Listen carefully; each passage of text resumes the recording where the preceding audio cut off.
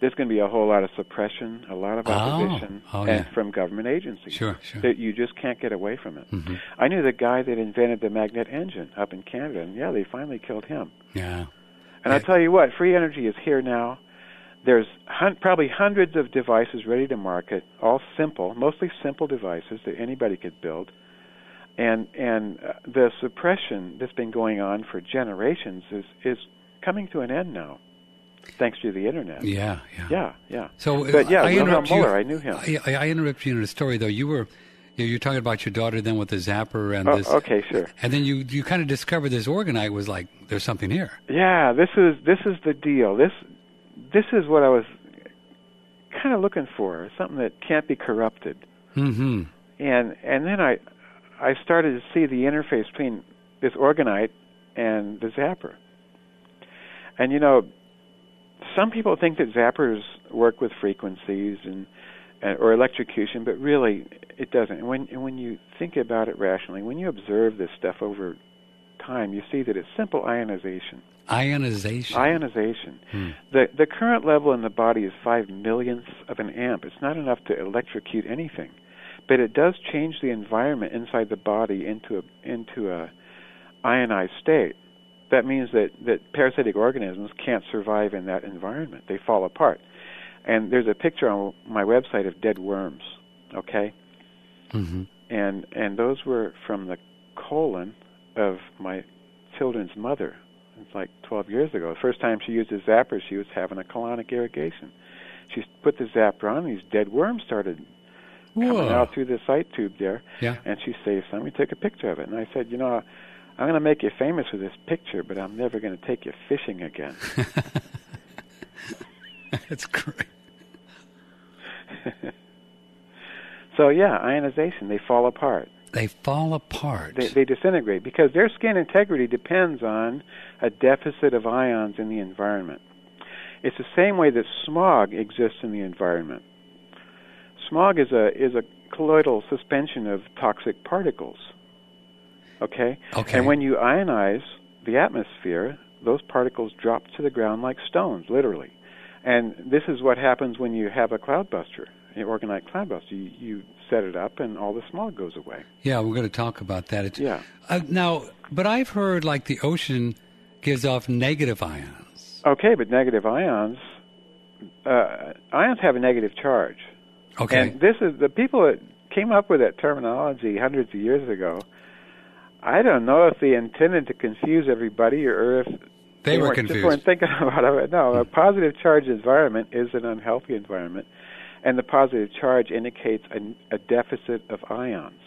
A deficit of ions. Yeah, ions carry a negative charge, which we want. Yeah, we want a heavily ionized environment. We want a negative environment, negative charge environment. Negative charge, and the positive charge comes from where? We get overly positive charge. Where does that come from, Don? I wish I knew, but there are two. Let's see. A battery has two terminals: positive terminal, right, which emits ions or electricity, and a negative terminal, which is the ground, which collects ionized particles and stuff. Oh, kind of a giver and a taker? So yeah, to speak? Exactly. Mm-hmm. Yeah. Yeah. So that's even more confusing, isn't it? Well, But if you think of ions as a quantity, like electricity is a flow of ions. It's a flow of charge, not really particles, but it's a flow of little charged energy buds or something. Who knows? I don't know. Yeah. If you'd like to join us tonight with Don Croft, worldwithoutparasites.com, that's his website. He's got a lot of cool products there that he and Carol put together. We'll talk about that. We'll talk about cloudbusters, and God knows where we'll go. We'll probably end up talking about the government and the election and some really wild stuff. Who cares? Here's our phone number, 888-663-6386. If you care to join us live tonight on the 30th of October, 888-663-6386. Or if you are shy, Patrick at oneradionetwork.com. Our open line Friday tomorrow between 7 and 9 p.m. Central. Saturday, 6 to 8 p.m., The Real World of Money with Andrew Goss. And if you have not had a chance, go to oneradionetwork.com, listen to the interview we did last night, Andrew Goss paints a picture of the stuff going on with the Treasury and J.P. Morgan and the Fed. And I'll tell you what, you better sit down, because there is no place on the planet that's telling the story that Andrew is. And this stuff is beyond spooky, what these guys are up to. And you got to hear this. Don, check this one out. You will just not believe what they're doing. Yeah, sounds good. I mean, looking at conspiracy information is kind of like looking at a dead whale in a flat car.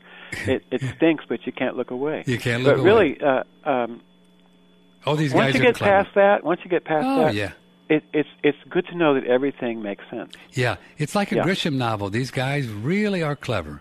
Oh, God, are they ever? Very clever. Yeah. And they do everything they can, so if we ever take them before the Hague, that they'll be able to get off, because they cover their tracks. But they're just parasites, and that's and maybe we can zap them. Maybe we can zap them. Well, they don't have creative intelligence. They only have cleveness. Oh, that's interesting. Right. There's a difference between being creative, intelligent, and clever. And cunning. Cunning. Right. Parasites are as parasites do. And, yeah, it's the same way in the human body as it is in society. Interesting. Yeah, that's a nice analogy. Where the parasites just want to live off other things. Yes, right. They live by exploitation and manipulation. Uh-huh. But discernment gets you clear of these guys, and Organite changes their energy into good energy. So, see, the world order, being parasitic, it has to set up an environment that favors itself. And that's an environment of paranoia, distrust, xenophobia among the populace. Yes. And so you may notice that they're losing that now. That's going away for them. People are waking up. Oh, it's so really amazing. Control. And you'll see a whole lot of disorganization at the top levels. Uh-huh. Right. Yeah, you get a feeling they really don't have a concise game plan, that they're probably arguing with one another over this whole thing. Oh, they're doing more than that. Are they? And the thing is, the world's marketplace is a living organism. And I mentioned before about life being negentropic, life being, generates itself. Always doing more, right? Always a plus factor. All right. 70 years ago, they had complete control of the world's economy. Now they don't. It's like they had complete control of the world's publishing and communication 70 years ago, and now they don't. Not anymore. They don't have it. And they need it to survive. So they're not surviving. So this is all going to have a good ending. And here's the thing about disinformation specialists. They never want to discuss solutions, not even suggestions of solutions, except write your congressman, which is like asking the National Man-Boy Love Association to recommend babysitters, okay? You don't get help from Congress. They pass the treasonous Patriot Act. Oh, yeah. And a whole bunch of other stuff that makes them liable for the news. And we do a show on Tuesday on the Constitution, Don, and you can go through the list of the Constitution of all the duties of Congress, and there's a whole list of them, and they don't do anything. No, nothing. They don't do any of them. It's all done by corporations. Yeah, it's amazing. They just don't do anything. And IRS is a corporation, by the way. Yes, they are. Yeah. And you know that it's just so amazing what's going on. It's fun, though, to learn about it. Learn about this stuff. Needs to learn about this stuff. Yeah. It's very important. Yeah. Very important. So we just need a big organite pyramid in the center of the halls of Congress. No, there's a whole bunch of organite around there. I guarantee it. And I did a lot of it myself, and several other people, including Eric Carlson, did a whole bunch.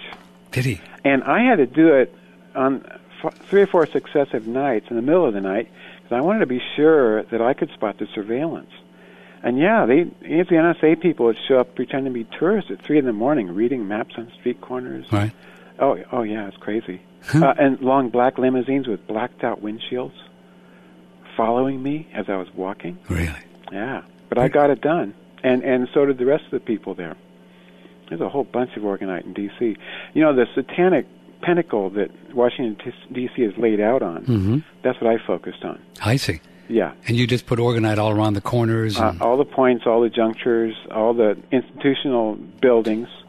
Yeah. Hundreds and hundreds of them. Now, organite, it neutralizes